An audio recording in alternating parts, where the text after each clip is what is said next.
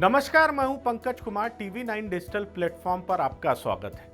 आज health class में बात करेंगे कि अमेरिका की तरह भारत की भी हालात कैसे बिगड़ सकते हैं। जी हां, मैं किस संदर्भ में ये बात कर रहा हूं, क्योंकि अगर मैं अप्रैल महीने से बात करूं अमेरिका में, तो जो लोग वैक्सीनेटेड हो चुके हैं वो काफ़ी संख्या में संक्रमित हो रहे हैं।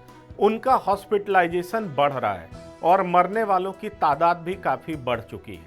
आलम यह है कि व्हाइट हाउस के कुछ लोग भी वैक्सीनेटेड होने के बाद संक्रमित हुए हैं, जो वहां की मीडिया में चर्चा का विषय बना हुआ है। तो जाहिर तौर पर यह ध्यान देने वाली बात है कि आखिरकार वैक्सीनेटेड लोग इतने ज़्यादा संख्या में संक्रमित क्यों हो रहे हैं। तो आइए इसको पहले आंकड़े से समझते हैं। अमेरिका में क्या है ताज़ा हालात।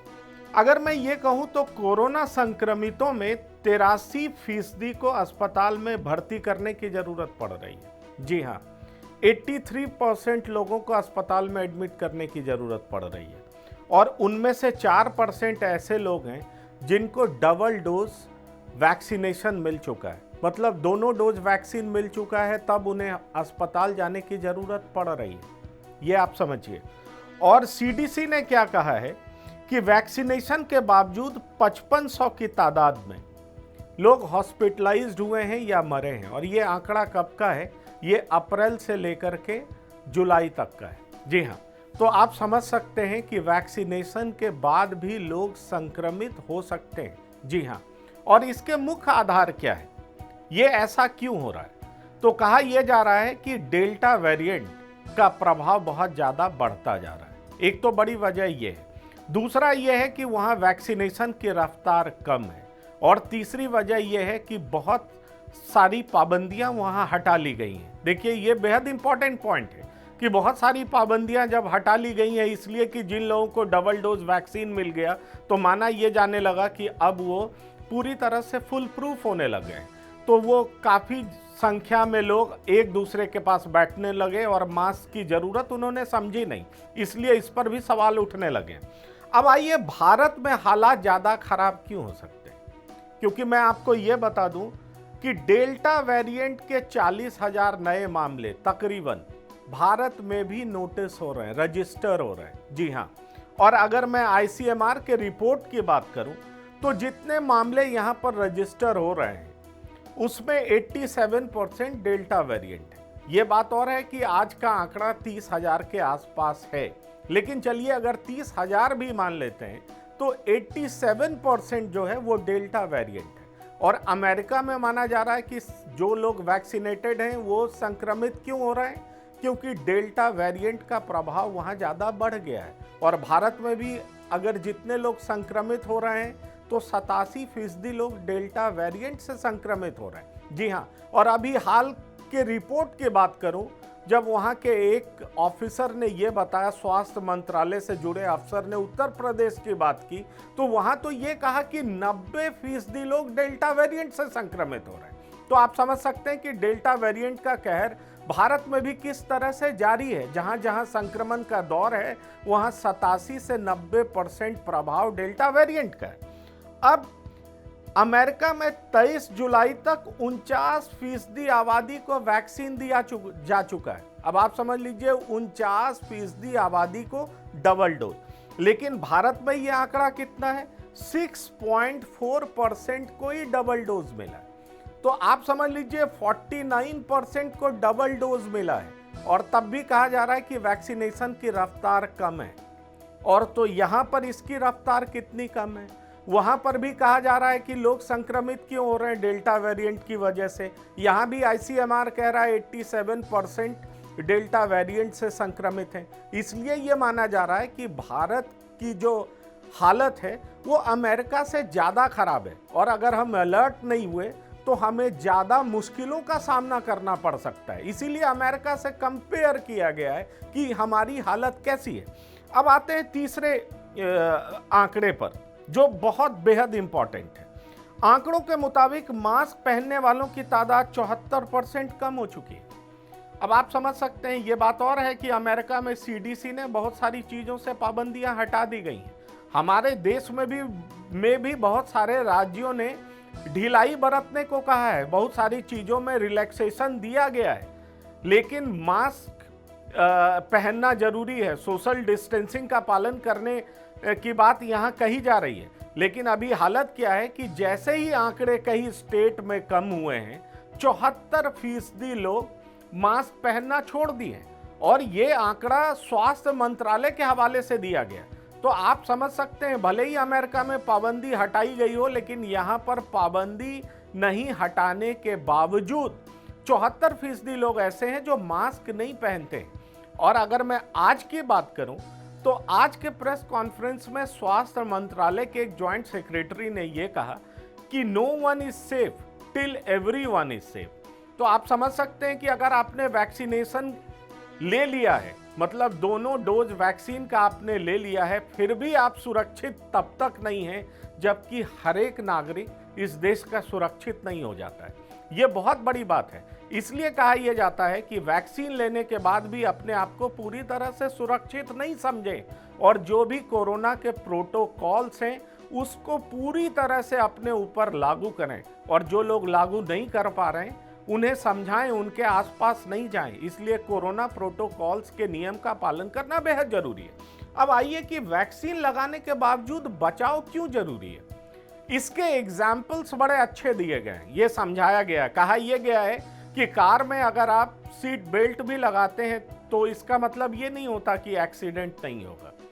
आप बारिश में छाता से बच सकते हैं लेकिन चक्रवात से नहीं बच सकते। जी हाँ, इसलिए यह कहा जा रहा है कि भले ही आपका वैक्सीनेशन हो चुका, दोनों डोज लिया जा चुका है, लेकिन कोरोना प्रोटोकॉल्स का पालन करना बेहद जरूरी है। और इसीलिए लॉस एंजल्स काउंटी में स्वास्थ्य विभाग से जुड़े अधिकारी इंडोर मास्किंग चाहते हैं, क्योंकि वहां पे बहुत सारे मॉल्स में, बहुत सारी ऐसे क्लोज जगह में मास्किंग हटा दिया गया कि मास्क पहनने की जरूरत नहीं है, क्योंकि एक बड़ी आबादी को दोनों डोज वैक्सीन का मिल चुका है। पर अब कुछ अधिकारी इस बात की मांग करने लगे हैं क्योंकि संक्रमितों की संख्या बढ़ने लगी है। और मैं आपको बता दूं कि संक्रमितों में भी 83% ऐसे हैं जिन्हें हॉस्पिटलाइजेशन की जरूरत पड़ती है और 4% लोग की मौत भी हो रही है या काफ़ी ज़्यादा गंभीर हालत हो जा रही है। तो आप समझ सकते हैं कि वैक्सीन के बारे में जो बात कही जा रही थी, अगर आप बचाव, अपने जीवन में बचाव का पालन नहीं करते हैं तो फिर आप वैक्सीन से सुरक्षित नहीं हैं। अब डेल्टा वेरिएंट कोरोना के मूल वायरस से 2 गुनी तेजी से फैलता है, यह बेहद इंपॉर्टेंट है। जब वैक्सीन बनाया गया था तो उसका जो पहला वेरिएंट था, शुरुआती वेरिएंट था, उसके हिसाब से बनाया गया। डेल्टा वेरिएंट सबसे पहले भारत में नोटिस किया गया और उसके बाद 111 देशों में यह फैल चुका है, ऐसा कहा जा रहा है। और अगर डेल्टा वेरिएंट के इन्फेक्टिविटी की बात करें तो वो अन्य वेरिएंट से 2 गुना ज़्यादा इन्फेक्टिव है। जी हाँ, और ये ऐसा इन्फेक्टिव क्यों है? क्योंकि इसमें वायरल लोड जो है मूल वेरिएंट से 1000 गुना ज़्यादा है। अब 1000 गुना वायरल लोड ज़्यादा होने का मतलब ये नहीं होता है कि ये ज़्यादा घातक होता है, लेकिन इसका मतलब ये जरूर होता है कि ये लंबे समय तक संक्रमण कर सकता है, मतलब ज़्यादा से ज़्यादा लोगों को संक्रमित कर सकता है। और यही चिंता की बात है और इसीलिए कहा जाता है कि डेल्टा वेरिएंट का वेरोसिटी इतना ज़्यादा है, इस वजह से ज़्यादा लोग संक्रमित हो रहे हैं और ज़्यादा लोग संक्रमित हो रहे हैं तो उनमें अच्छी तादाद को हॉस्पिटल भी जाना पड़ रहा है और मौतें भी हो रही। इसलिए कहा यह जा रहा है कि आप भले ही वैक्सीनेट हो चुके हों, लेकिन कोरोना प्रोटोकॉल का जो कोविड एप्रोप्रिएट प्रोटोकॉल है उसका पालन करना बेहद जरूरी है। अब आइए बात करते हैं कि वैक्सीनेटेड लोग क्यों हो रहे हैं संक्रमित। क्योंकि कहा यह जा रहा था कि एक बार आपने वैक्सीन ले लिया तो आपको कोरोना नहीं होगा, पर ऐसी बात नहीं है, इसको अच्छे से समझने की जरूरत है। कोरोना से संक्रमण बिल्कुल हो सकता है और खास करके वैक्सीनेटेड लोग और भी घातक साबित हो सकते हैं। क्यों? क्योंकि हो सकता है उनमें लक्षण नहीं दिखाई दे पर वो कैरियर हो सकते हैं, ध्यान रखिए। इसलिए वैक्सीनेटेड लोगों को और भी ज़्यादा एहतियात बरतने की ज़रूरत है। डेल्टा वेरिएंट के संपर्क में आने पर इनका इम्यून सिस्टम कारगर नहीं है। कई बार क्या होता है कि इम्यून सिस्टम जब कोई वायरस इवेड कर जाता है तो जाहिर तौर पर संक्रमित कर सकता है उस शख्स को, और ऐसा डेल्टा वेरिएंट के केस में देखा जा रहा है। अगर हम दूसरी बात करें, ज़्यादातर आबादी को वैक्सीन नहीं तो भारी संख्या में फैल सकता है संक्रमण।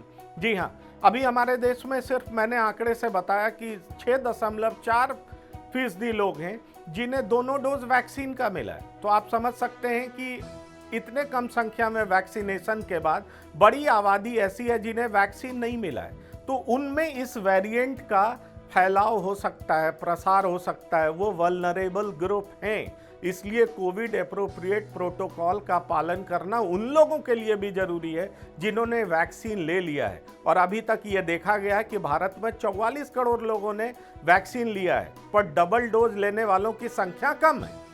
अगर मैं बात करूं टीकाकरण के बाद एंटीबॉडी कितनी ज़्यादा बनी है, जी हाँ, क्योंकि एंटीबॉडी का लेवल क्या है, उसकी मात्रा कितनी है और कितनी ताकतवर है एंटीबॉडी, इस पे भी निर्भर करता है कि वो इंसान संक्रमित होगा या नहीं होगा। वैक्सीन लेने के बाद अगर प्रॉपर अमाउंट में एंटीबॉडी बनता है, वो अच्छा ताकतवर है, पावरफुल है, वो वायरस से लड़ सकता है, इम्यूनिटी को एस्केप करने नहीं देगा, तो क्या होगा, वो संक्रमित नहीं होगा। और तीसरी बात हम ये करेंगे कि एंटीबॉडी के समय कितनी कम होती है। अगर एंटीबॉडी ज़्यादा समय तक शरीर में मौजूद होगा तो वायरस से लड़ने की क्षमता उसमें ज़्यादा होगी।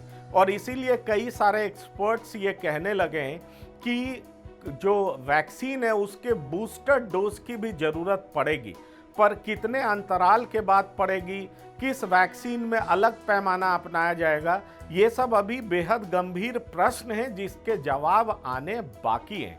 लेकिन इसका लबोलुआब ये है इस पूरी बात का, जिससे भारत के नागरिकों को सबक सीखना होगा कि अमेरिका जैसे मुल्क में जहां 49% लोगों को वैक्सीन दिया जा चुका है, लेकिन कोविड एप्रोप्रिएट प्रोटोकॉल का नहीं पालन करने की वजह से, और वजह ये रही कि सीडीसी ने उन्हें परमिशन दे दिया कि आप इंडोर में मास्क नहीं पहन सकते अगर आप डबल डोज लिए हुए हैं, तो ऐसे लोग भी संक्रमित हो रहे हैं। तो जाहिर तौर पर इस तरह की जो परेशानी है, चाहे डेल्टा वेरिएंट का प्रभाव हो, चाहे वैक्सीनेशन की रफ्तार में कमी हो, और चाहे पाबंदी में ढील की बात हो, ये तीनों बात भारत में व्यापक पैमाने पर देखा जा सकता है दूसरी लहर का कहर कम होने के बाद।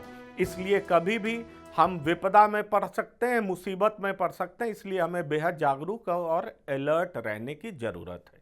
धन्यवाद, नमस्कार।